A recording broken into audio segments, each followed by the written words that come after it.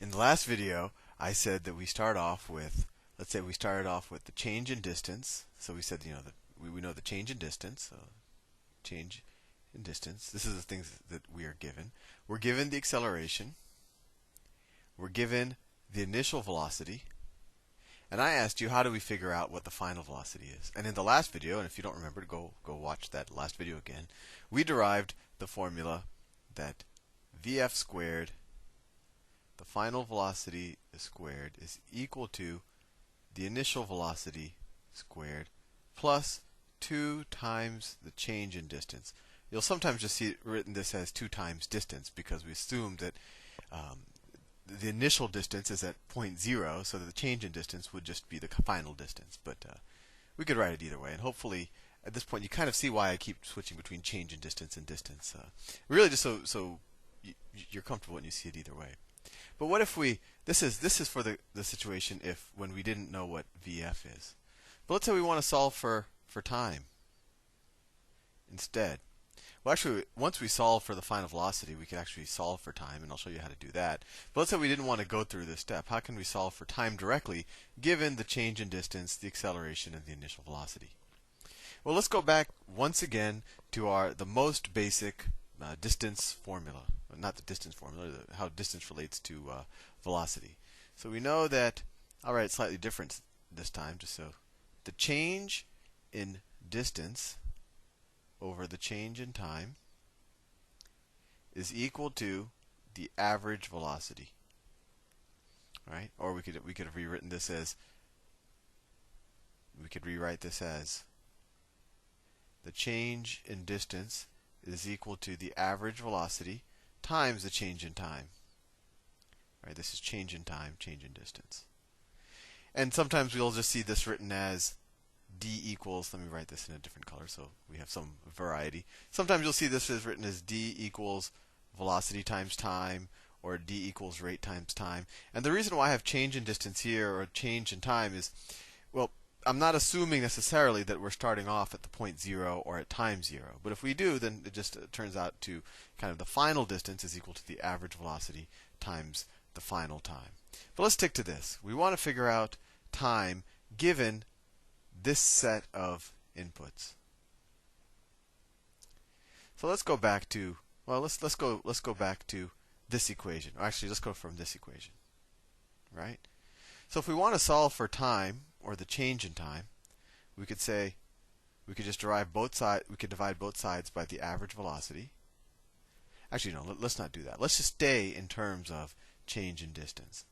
So let me actually, I've wasted space too fast, so let me clear this and start again. So we're given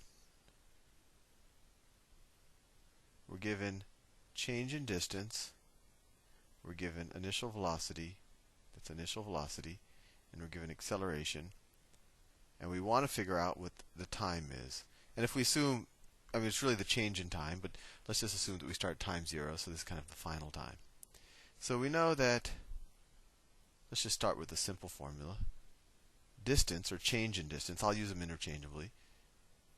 Distance, I'll use a lowercase d this time, is equal to the average velocity times time. And what's the average velocity? Well, that is just, the average velocity is just the initial velocity plus the final velocity over 2. And the only reason why we can do it, why we can just average the initial and the final, is because we're assuming constant acceleration. That's very important. But in most projectile problems, we do have constant acceleration downwards, and that's gravity. So we can assume, we can do this. We can say that the average of the initial and the final velocity is the average velocity. And then we multiply that times time. And then, well, can we use this equation directly? Well, no. We know acceleration, but we don't know final velocity. So if we can write this final velocity in terms of the other things in this equation, then maybe we can solve for time. Well, let's try to do that. So, well, I switched colors kind of arbitrarily, but distance is equal to, well, let me take a little side here, because what do we know about final velocity? We know that the change in velocity is equal to acceleration times time. right? Assuming that time starts at t equals 0. And the change in velocity is the same thing as Vf minus Vi is equal to acceleration times time. And so we know the final velocity is equal to the initial velocity plus acceleration times time, right? So let's substitute that back into this, what I was writing right here. So we have distance is equal to the initial velocity plus the final velocity. So let's substitute this expression right here. The initial velocity plus, now the final velocity is the initial velocity plus acceleration times time. And then we divide all of that by 2 times time. And so we get d is equal to, so let's see, we have 2 in the numerator, we have 2 initial velocity, 2 VIs, plus AT over 2, all of that times t. And then we can simplify this. This equals d is equal to, let's see, this 2 cancel out this 2, so we have, and then we multiply, we distribute this t across both terms. So d is equal to vi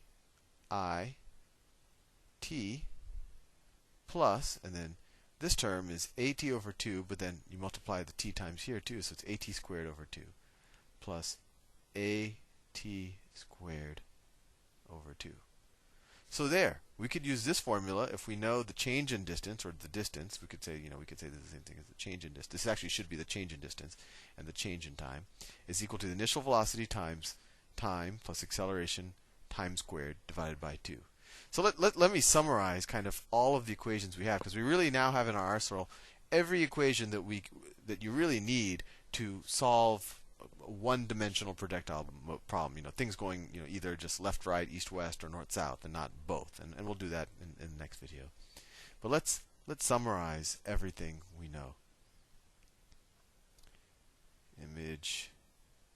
So we know the change in distance divided by the change in time is equal to velocity, average velocity. It would equal velocity if velocity is not changing, but average when velocity does change. And we have constant acceleration. That's an important assumption. We know that the change in velocity divided by the change in time is equal to acceleration. We know the average velocity is equal to the final velocity plus the initial velocity over 2. And this assumes acceleration is constant. Acceleration constant.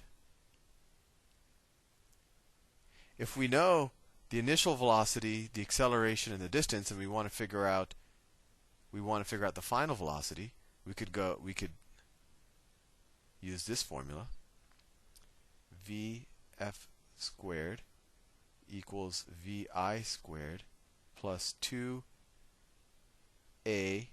times really the change in distance. I'm going to write the change in distance because that sometimes matters when we're dealing with the direction, times change in distance, but you'll sometimes just written this as distance. And then we just did the equation. I think I did this in the third video as well early on.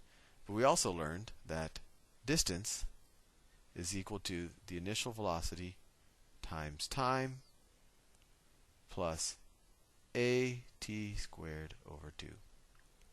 So in that example that I did a couple of videos ago where we had a cliff, actually I only have a minute left in this video, so I'm going to do that in the next presentation. I'll see you soon.